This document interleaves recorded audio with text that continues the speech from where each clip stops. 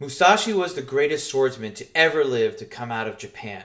What does that have to do with music? Continue watching the video to find out. Hey everyone, welcome to my channel. I'm Royce Phillips Jr. and here we like to talk about saxophone, musicianship, and overall things that I enjoy and things that I'm learning that I like to share and see if you also enjoy it as well. Today we're going to talk about Musashi's Book of Five Rings, which is this book right here. Now you may be wondering, what does a great samurai or the greatest swordsman have to do with musicianship? Well, a lot of similarities come across. We're going to talk about some of those things, the lessons that I've learned, and things that I'm trying to incorporate into my own life. Musashi's book is broken up into 5 sections: the Book of Earth, the Book of Water, the Book of Fire, the Book of Wind, and the Book of Void, or basically the Book of No Thing. These are all the different aspects, and I've kind of come up with my own takeaways that I'm trying to incorporate into my own life and what I feel like I've learned from each book. Before we get into the 5 books, during the moments where I give quotes from the 5 books, I'll actually be putting B-roll video from my trip to Thailand recently, so it may not fit, but this is my way of sharing my time in Thailand that I went to not that long ago. So enjoy some of the B-roll footage. Now let's get to the 5 books. Let's dig into book 1, Earth. So to me, the first book, the Book of Earth, is laying the foundation. And now you can think of this as the foundations of your skills. For in music, it would be scales, arpeggios, long tones, different things like that. But I also find that this is also the foundation for many other things. The first thing that I took away is mindset. To me, this is kind of the base foundation. If your mindset isn't in the right place, then everything else doesn't matter. You will succeed or fail in either one depending on your attitude towards the spirit of the thing. There can be no let up to your study, regardless of the path you choose. Even though you may have mastered a particular level, you must search constantly for still more understanding of your chosen art. If your mindset isn't right, then the journey will be a hard one. For me, this is like the mindset that you're trying to come into. The mindset of, I'm going to come into this field of music and I'm going to continually work on my craft in any sort of way. This is something that I struggle with sometimes, where I feel like, what should I do? What should I practice? Is this the right thing? And basically I just come away from this that just do the work. Just keep practicing. Keep doing the thing to improve that. So having the mindset of the mastery never ends, the game never ends. So having that mindset of just being like, this is a long-term road. Don't look for the end success because you're going to be too busy looking at that versus this present moment of studying the craft. This to me is the first basis of Earth. So the next thing is discipline. Right after mindset, you need to have the discipline to take on action of what you've decided to take the path of. If you've chosen to take in the path of the musician, then you need to have the discipline to consistently work on that practice. And there's many different ways that you can work on that. Maybe when you choose to listen to music, you choose to listen to a more attentive ear to it. Like, how's the arrangement? What's the timbre like? Different things like that. The tuning, you can work on ear training. And so setting up that time to have that discipline to work on something daily. Progress happens one step at a time, and so it's about the consistent practice and having that discipline. If there is no discipline, how can there be a true realization of an ideal? The amount of strength you have depends upon the training and practice you have put into your art.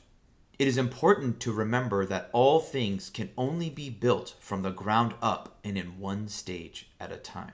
So you have mindset, then you have discipline. And then the next thing is there's always something to practice. Great musicians never stop. The masters never stop learning. And I recently saw a video of Ben Wendell still doing transcriptions to this day. And here's a short snippet of him transcribing.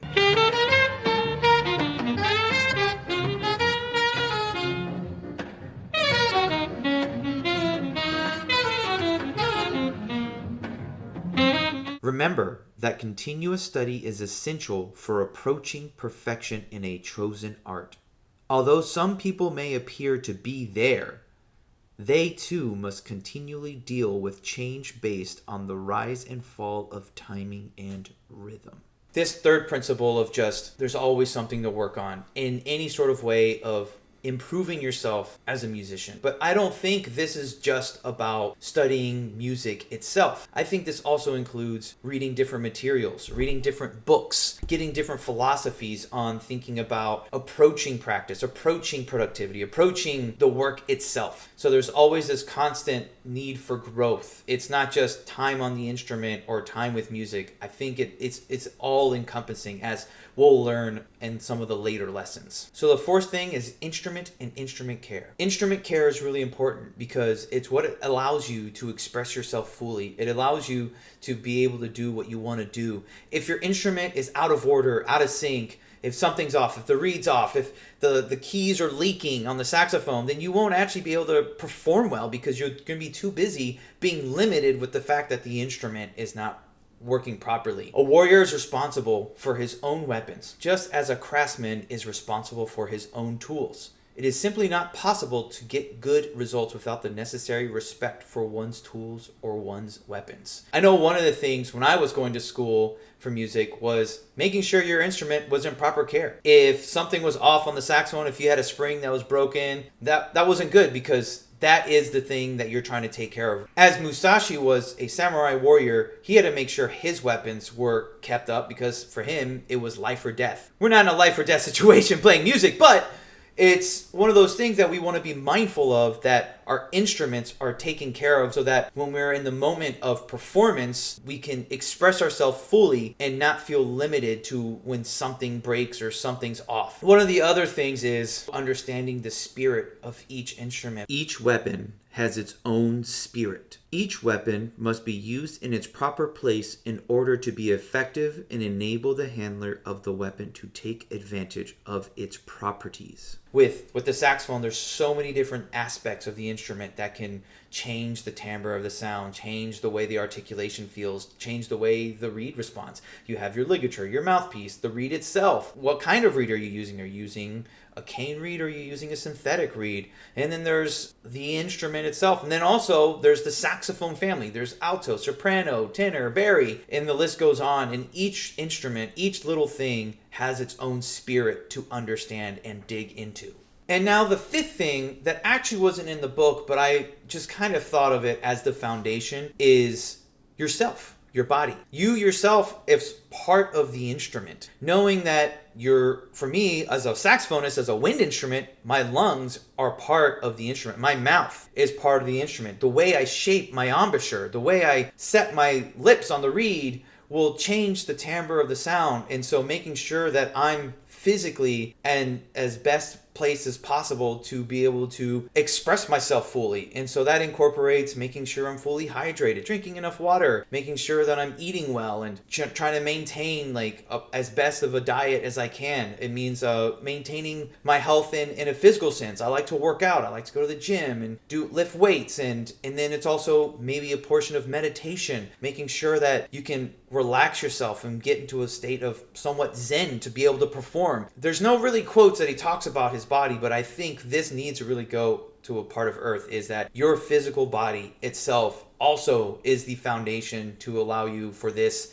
path of the way of the warrior. The second book is the Book of Water, which some people will kind of attribute to kind of what Bruce Lee said, or what other people think is that water fits in any container. And that is true. So we'll talk about the flexibility that you need to have as a musician. But there are other things that he kind of brought up in this book that I felt like other aspects of it. And there were three things that I took away from the Book of Water. The first thing is to study broadly, to expand your comfort zone. You want to expand the techniques that you learn, maybe some of the genres that you learn, some of the different aspects of the horn, extended techniques. But also the other thing is true mastery also comes from applying what you learn. You want to make your knowledge personal and practical. It is dangerous for a warrior to know only one thing. It will eventually create short-sightedness and limit the possibilities for additional growth. What is the sense of knowing a thing to such a degree that you become oblivious to other things? If you constantly disregard the possibilities of other methods and tools, then you become short-sighted and may in fact lose the advantage of your own strength. That is is why the warrior must learn the techniques of other schools and apply that information to the system being studied here. The next lesson from the Book of Water is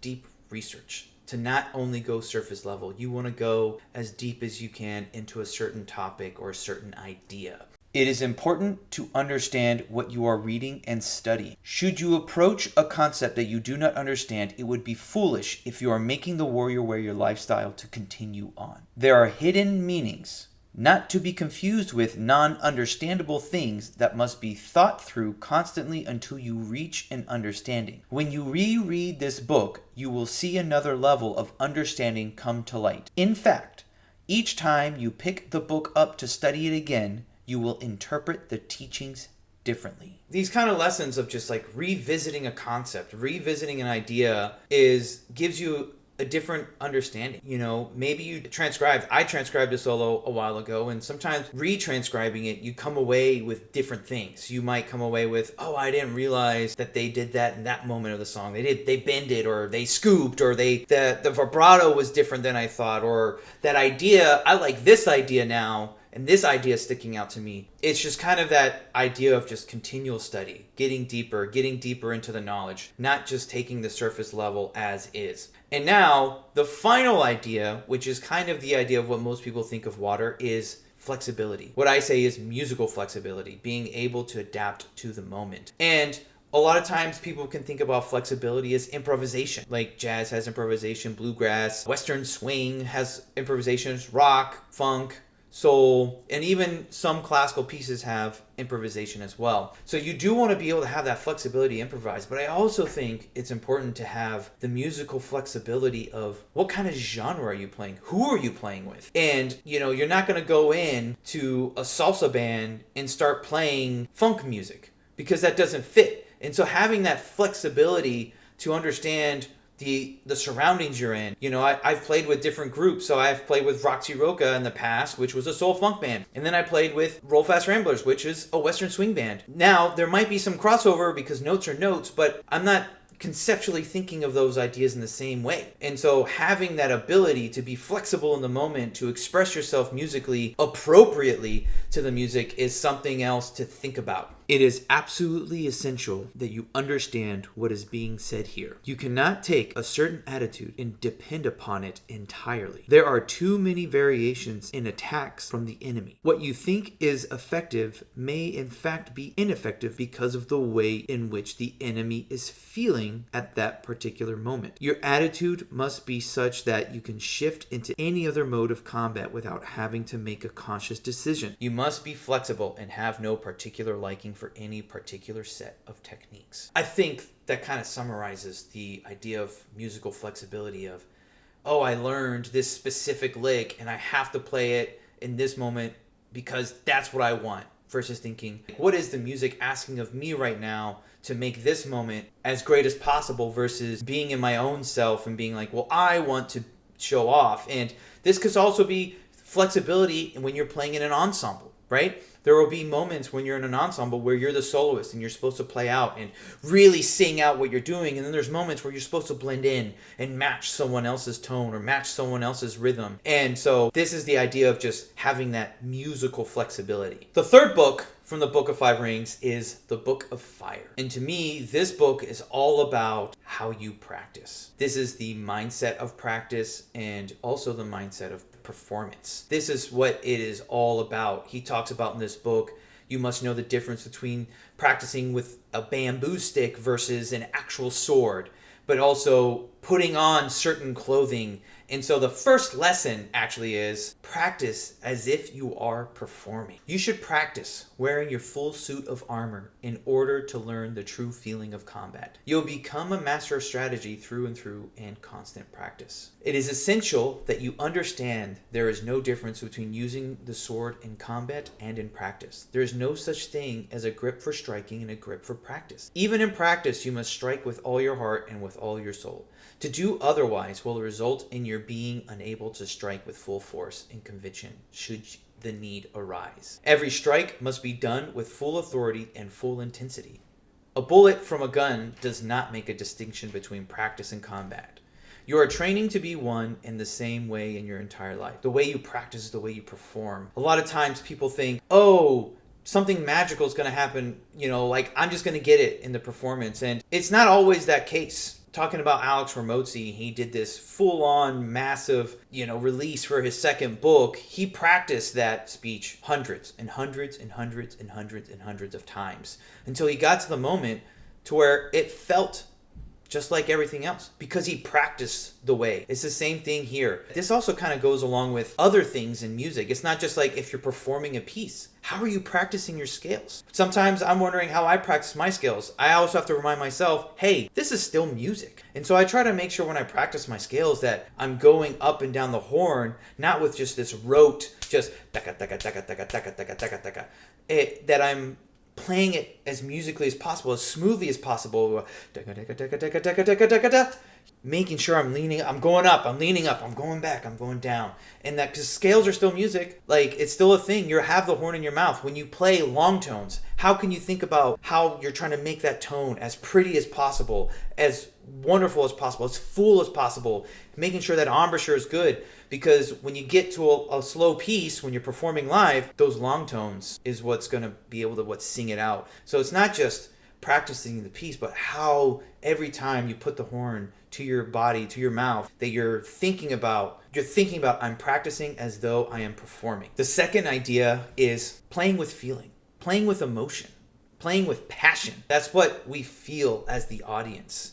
We feel the passion, we feel the emotion. We want you to be able to sing out that note and feel it out and think about how are you trying to connect with the audience with the emotion through your instrument. To release the spirit, one must accentuate the work with meditations of the heart and the soul. Not doing so is the same as performing music note for note with no emphasis on the feeling of the particular piece being performed. And so most warriors only perform tricks. The way of the warrior is filled with soul and feeling. Without it, the warrior is essentially dead, and even though he may appear to be very strong.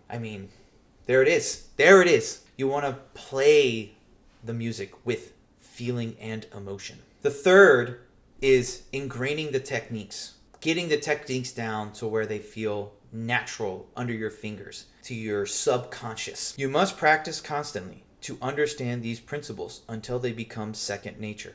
The warrior attitude is very simple. Focus your mind on your goal. Constantly strive to attain perfection.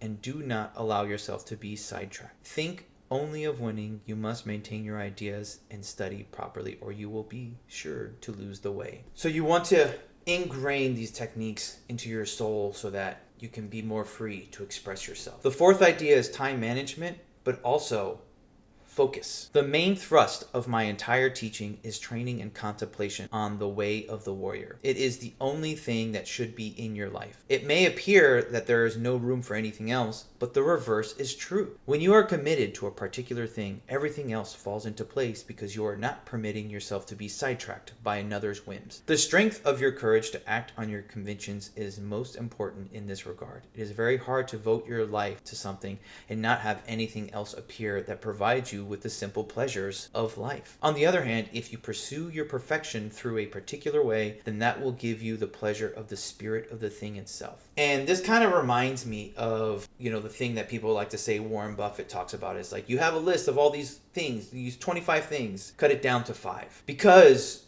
you have chosen what you would like to do, you remove other things outside of your life that doesn't help with that needle. And so it's not that you don't get to do those other things. It's you get to do this thing and those other things don't matter. So time management, focus is the fourth idea. And then the fifth idea is the courage to act. It should be pointed out that you yourself must have the courage of your convictions and the courage to act on your convictions. The true spirit of the thing itself always knows exactly what it has to do to protect the vehicle that it is expressing itself through. Who cares how strong you are anyway? Someone you are trying to impress? If you continue on in this thinking, you will lose the meaning of the way of the warrior, which is never easy to attain in the best of cases. So why would you want to jeopardize yourself by showing off?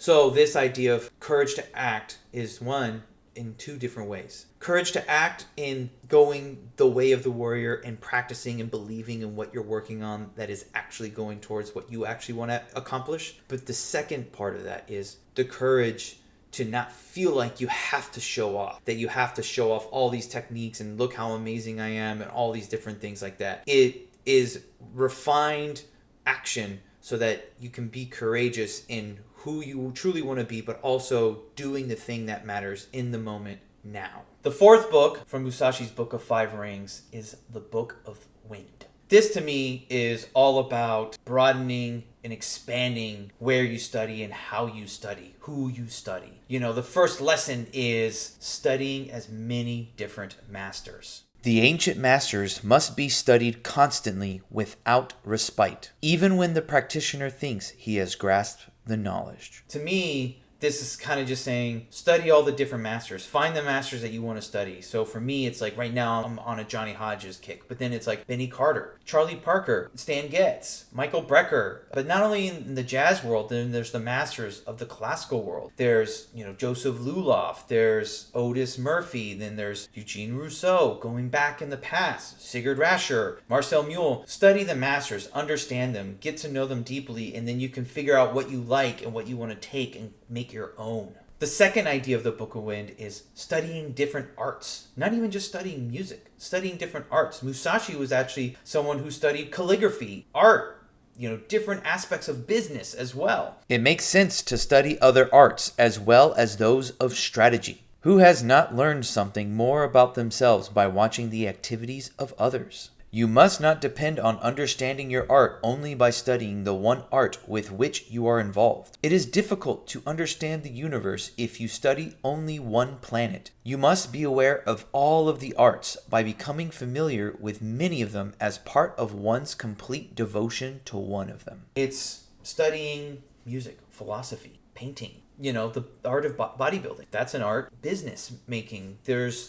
so many different ways to kind of look at different things, and you can take something from one other area that you think is not common to yours and bring it in to here. I like to work out, and I think about, what if I practiced like I worked out? I don't have to practice every single scale every day. When you go to the gym, you don't work out every single body part 6 days a week. You have an arm day or a back day or a front chest day or leg day or whatever. Maybe one day you can focus on 3 scales, and then the next day another 3, and then another 3. And so that's something I'm trying to experiment with to see if I still see improvement on those techniques, even though I'm not touching them every single day. The third idea is respecting others' people's study, their own way of the warrior.